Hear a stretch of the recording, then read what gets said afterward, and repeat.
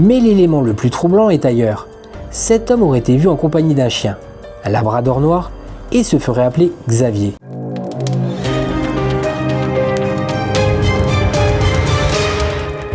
Bonsoir à tous.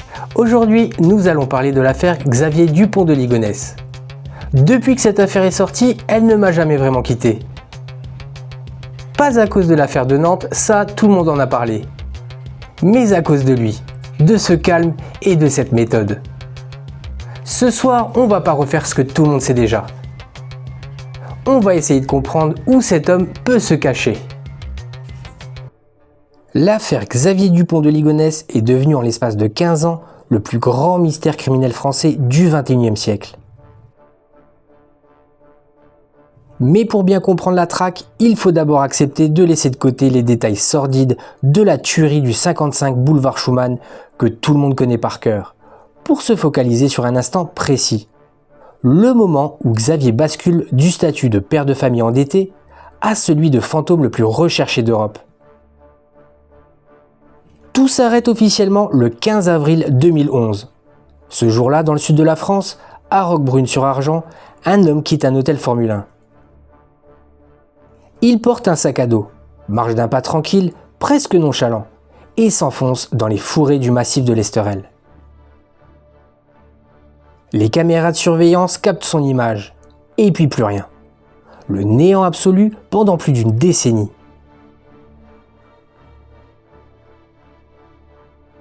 Ce qui nous intéresse ici, c'est la préparation méticuleuse de cette disparition. Xavier n'est pas un criminel impulsif, qui s'enfuit dans la panique. C'est un homme qui a passé des mois à orchestrer son effacement. Il a fermé les comptes bancaires, résilié les contrats, envoyé des lettres de diversion à ses proches et aux écoles des enfants, prétendant une mutation soudaine aux États-Unis sous protection de témoins.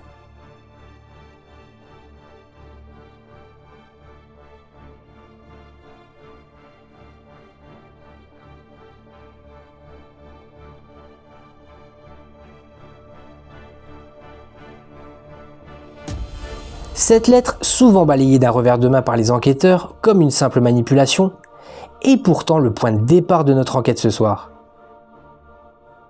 Est-ce que Xavier nous a donné dès le départ la clé de sa destination finale? Ou était-ce l'ultime couche d'un écran de fumée destiné à nous faire regarder vers l'Atlantique pendant qu'il s'enterrait dans le Var? La question qui divise les experts est simple. Xavier est-il mort ou vif? Pour beaucoup de policiers de l'époque, l'image de cet homme marchant vers la montagne avec sa carabine 22 long rifle dans le sac ne laisse aucun doute sur sa volonté de mettre fin à ses jours. Mais pour ceux qui connaissent la psychologie du personnage, un homme narcissique, imbu de lui-même, persuadé d'appartenir à une élite intellectuelle, l'idée même du suicide semble incompatible avec son besoin de contrôle. Xavier ne subit pas les événements, il les crée.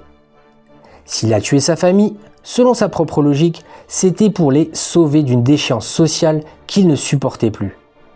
Mais lui, avait-il prévu de se sauver tout court? Si Xavier a survécu à cette dernière nuit dans le Var en 2011, il a dû bénéficier d'une logistique, d'un réseau ou d'une chance insolente. À partir de maintenant, nous allons délaisser Nantes et le sang sous la terrasse, pour nous concentrer sur la géographie de sa cavale.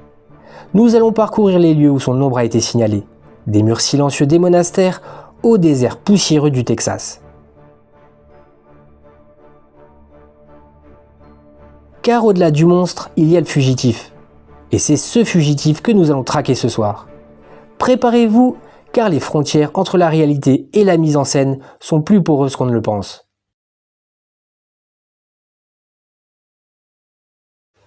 La piste du monastère. Pour ma part, je l'ai toujours trouvée trop belle pour être vraie. Trop romanesque pour un homme aussi froid. Mais plus je creuse et plus je me dis pourquoi pas. Et c'est là que l'affaire se tient. Pour comprendre pourquoi la piste religieuse est si crédible aux yeux de certains, il faut se replonger dans l'ADN des Dupont de Ligonnès. Xavier n'est pas seulement issu d'une famille catholique. Il a baigné toute sa vie dans une atmosphère de mysticisme, parfois à la limite du sectaire, porté par sa mère Geneviève et sa sœur Christine. Dans leur groupe de prière, Fila, on parlait d'apocalypse, de messages divins et de retrait du monde. Pour un homme aux abois, dont le monde matériel s'est écroulé sous le poids des dettes, le monastère n'est pas qu'une cachette, c'est un retour aux sources. Un sanctuaire où les lois des hommes s'effacent devant celles de Dieu. Le point de bascule de cette hypothèse se situe à Roquebrune-sur-Argent, la même où Xavier avait été vu pour la dernière fois. À quelques kilomètres seulement de l'hôtel Formule 1 où il a abandonné sa voiture, se trouve le monastère Saint-Désert des Carnes. C'est un lieu de silence absolu, de recueillement, où les moines viennent en retrait total. En 2011, puis à nouveau en 2017, des signalements très précis ont mis la puce à l'oreille des enquêteurs. Des témoins affirment avoir vu un homme ressemblant trait pour trait à Xavier lors de messes ou de retraites spirituelles. La ressemblance était telle qu'en janvier 2018, la police judiciaire a lancé une opération d'envergure. On a fouillé les cellules, interrogé les frères, vérifié les identités. Résultat, une fausse alerte. Mais l'échec de cette perquisition n'a pas tué la piste pour autant. Pourquoi ? Parce que Xavier possède le profil parfait du candidat à l'anonymat monastique. Il connaît les rites, il maîtrise le latin, il possède cette aisance sociale qui lui permet de se fondre dans n'importe quel décor.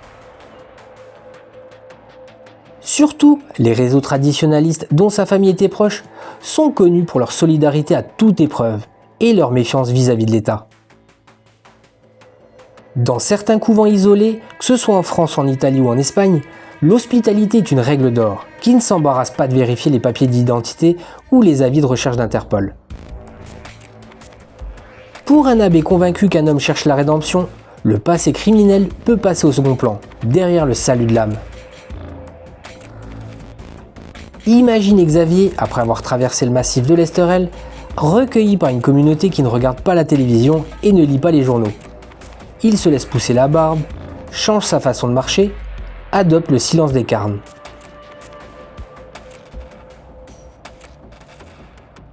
Sous une identité comme frère Jean ou frère Pierre, il devient totalement invisible. Le monastère offre tout ce que dont un fugitif a besoin. Le gîte, le couvert et surtout l'absence totale de traces numériques. Cependant, cette piste se heurte à une réalité physique. Xavier est un homme qui aimait le confort, les sorties et surtout, il avait un besoin viscéral de s'exprimer, comme en témoignent ses longs messages sur les forums internet avant les meurtres.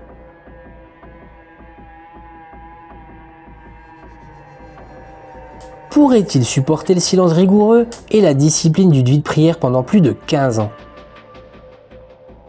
Si Xavier est passé par les ordres, il y a forcément quelqu'un, quelque part, qui a fermé les yeux sur son identité. Un silence complice qui, dans l'ombre des cloîtres, reste le mur le plus difficile à briser pour la justice française.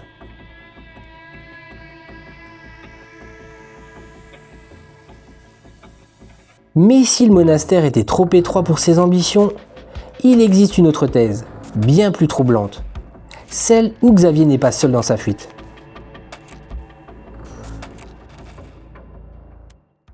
La théorie de sa sœur, Christine, peut prêter à sourire.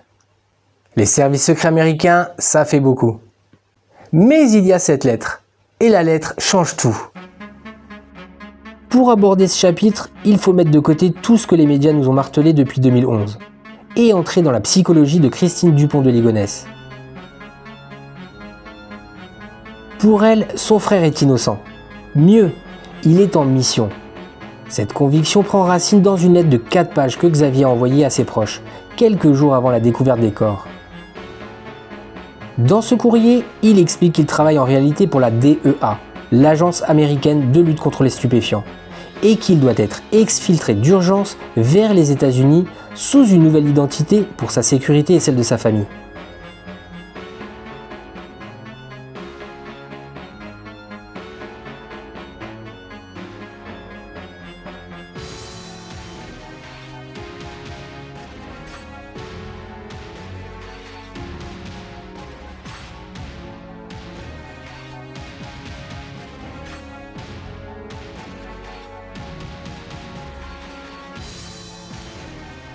Officiellement, la police a conclu à un délire de mythomane destiné à gagner du temps.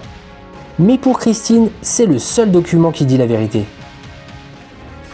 La thèse de l'exfiltration repose sur l'idée que les corps retrouvés sous la terrasse ne seraient pas ceux d'Agnès et des enfants. Christine pointe ce qu'elle appelle des incohérences majeures dans le dossier d'instruction.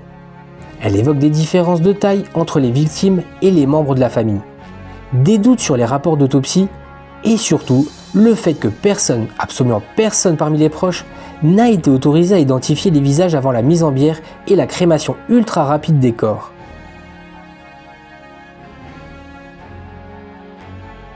Pour les partisans de cette thèse, la scène de crime du boulevard Schumann serait une fabrication complète, une opération spéciale destinée à faire croire à un drame familial pour couvrir le départ définitif de la famille vers une vie secrète en Amérique.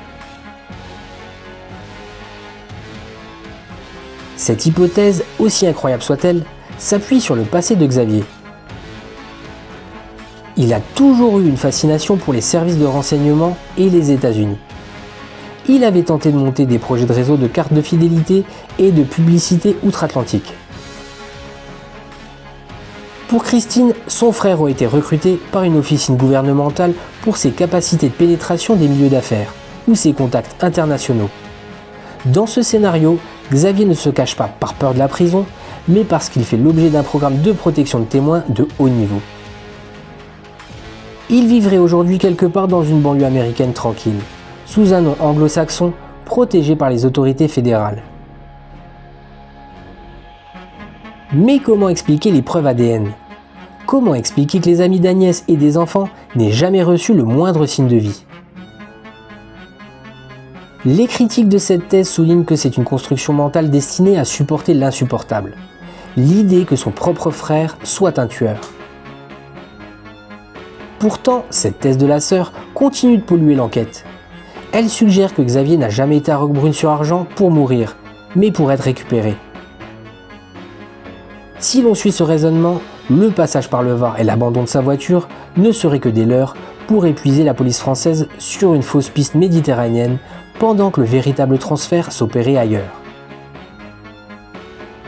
L'exfiltration est la piste de ceux qui refusent le crime. Elle transforme Xavier en héros de film noir, un homme sacrifié par son pays ou sauvé par une puissance étrangère. Mais si cette version est un écran de fumée, où se trouve-t-il réellement s'il n'est ni moine ni agent secret? Si nous écartons la théorie du complot familial, il reste une possibilité plus terre à terre, celle d'un homme qui a utilisé ses propres compétences pour se reconstruire une vie ailleurs, sans l'aide de personne.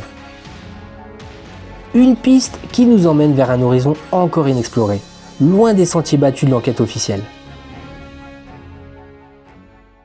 L'Europe de l'Est, c'est la piste la moins glamour. Pas de CIA, pas de Dieu. Juste un homme méthodique qui disparaît là où personne ne se posera de questions. Si Xavier Dupont de Ligonnès est toujours en vie, il a dû faire face à un défi titanesque, l'anonymat à l'heure du numérique. Mais il existe une partie du continent où les contrôles sont moins systématiques et où la corruption permet d'obtenir des documents officiels de haute qualité.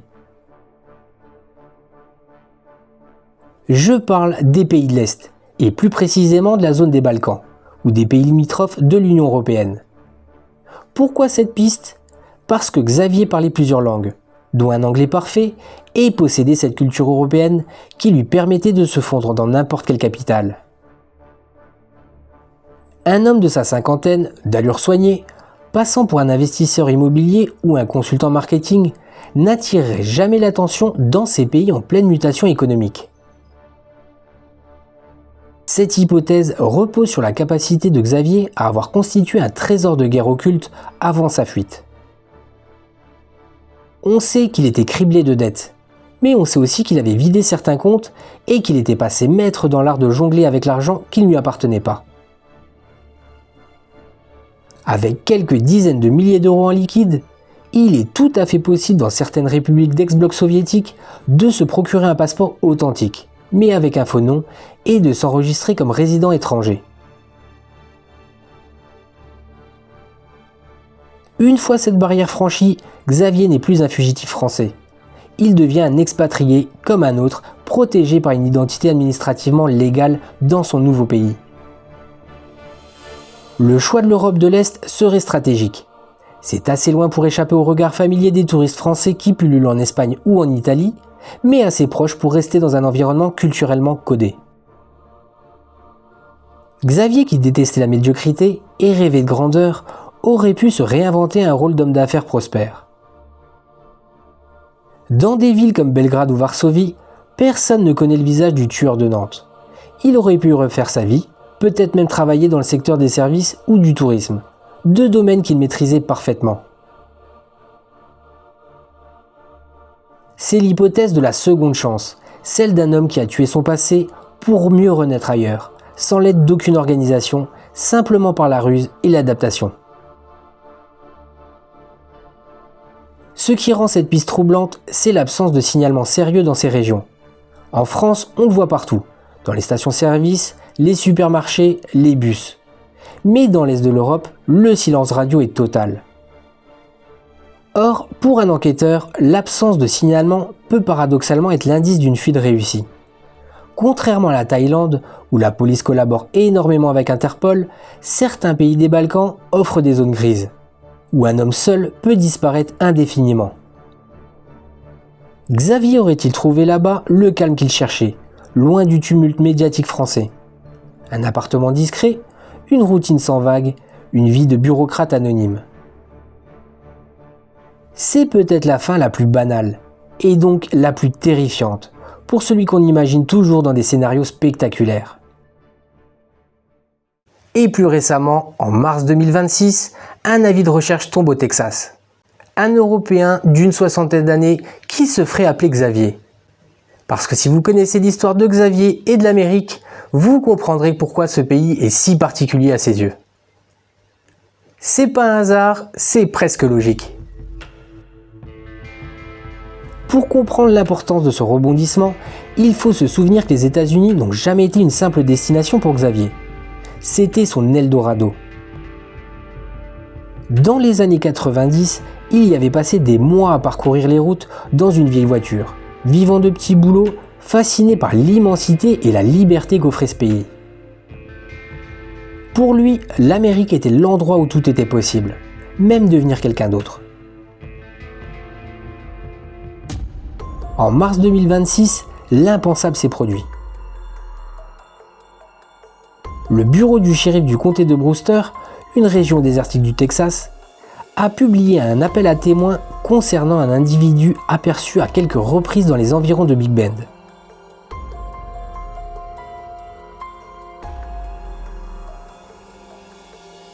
L'homme, décrit comme un Européen d'une soixantaine d'années, parlant un anglais impeccable, mais avec une pointe d'accent, vivrait de manière quasi autonome dans un ranch isolé. Ce qui a mis le feu aux poudres, c'est la description physique fournie par plusieurs commerçants locaux. Un homme mince, portant des lunettes de vue, toujours courtois, mais extrêmement réservé sur son passé. Mais l'élément le plus troublant est ailleurs. Cet homme aurait été vu en compagnie d'un chien, un labrador noir, et se ferait appeler Xavier, ou un dérivé proche. Dans une région où tout le monde se connaît, ce mystérieux étranger a fini par attirer l'attention des autorités locales. Les policiers américains, après avoir croisé des données avec Interpol, ont réalisé que les traits de cet homme correspondent de manière frappante au vieillissement simulé de Xavier Dupont de Ligonnès. Le comté de Brewster est le terrain idéal pour une cavale au long cours. C'est l'un des plus grands comtés des États-Unis, mais aussi l'un des moins peuplés. On y trouve des parcs nationaux immenses, des zones désertiques où l'on peut vivre sans jamais croiser un voisin, et une culture de la discrétion très ancrée. Pour Xavier, qui a toujours méprisé la médiocrité française, le Texas représente la terre des hommes libres, ceux qui ne rendent de compte à personne. Si l'on ajoute à cela sa connaissance approfondie des réseaux de transport américains et sa capacité à se fondre dans la masse, l'hypothèse d'une traversée de la frontière mexicaine pour rejoindre les USA devient tout à fait possible. Cependant, cet avis de recherche de 2026 soulève une question fondamentale. Comment un fugitif international a-t-il pu obtenir les documents nécessaires pour louer ou acquérir une propriété, même isolée? Aux États-Unis, Sans Social Security Number, la vie est un enfer administratif. Sauf si Xavier a utilisé une identité volée, ou comme le suggère la thèse de sa sœur, s'il bénéficie d'une protection discrète. Les autorités françaises ont immédiatement envoyé une commission rogatoire internationale pour tenter d'obtenir des relevés d'empreintes et des échantillons d'ADN sur place. L'ambiance au quai des Orfèvres est électrique. Est-on enfin sur le point de mettre fin à 15 ans de traque? Ou s'agit-il d'un énième sosie qui, par pur hasard, partage le prénom et les traits du fugitif nantais?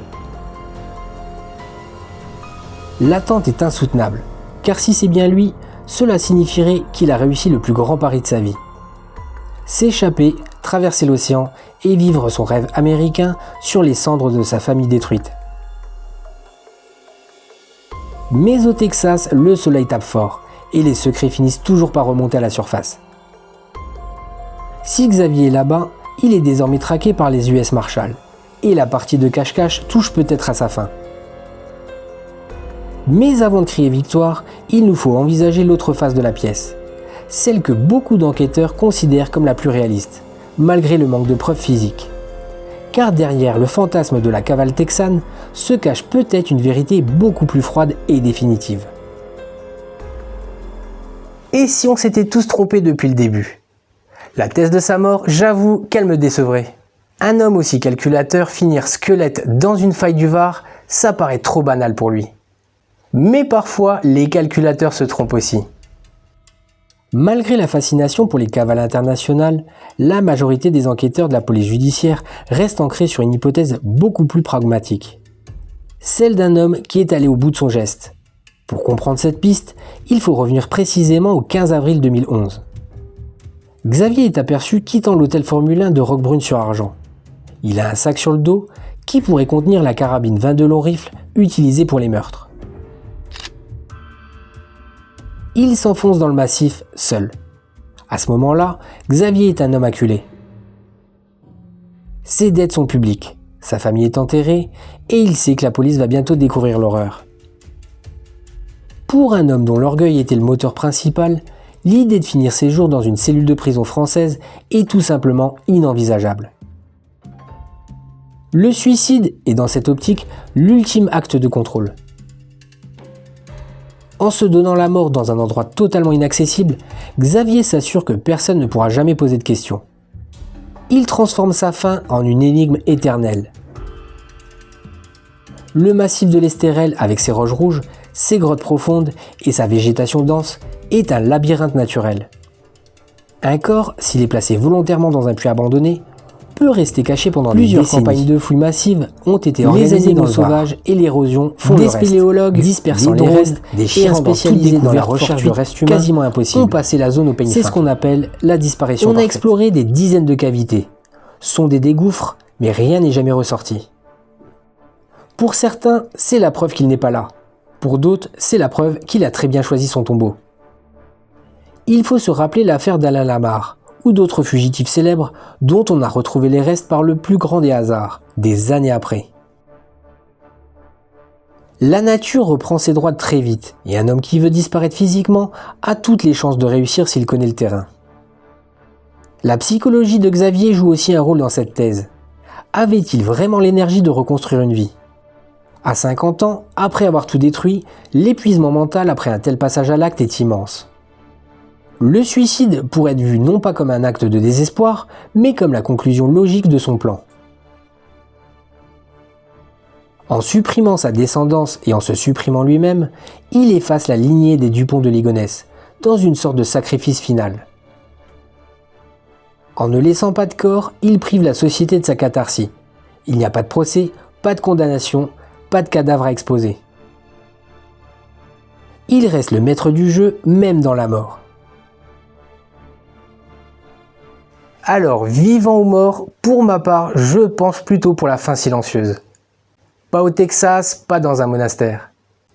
Quelque part où personne ne cherche. C'est plutôt décevant. Mais c'est peut-être la vérité sur Xavier.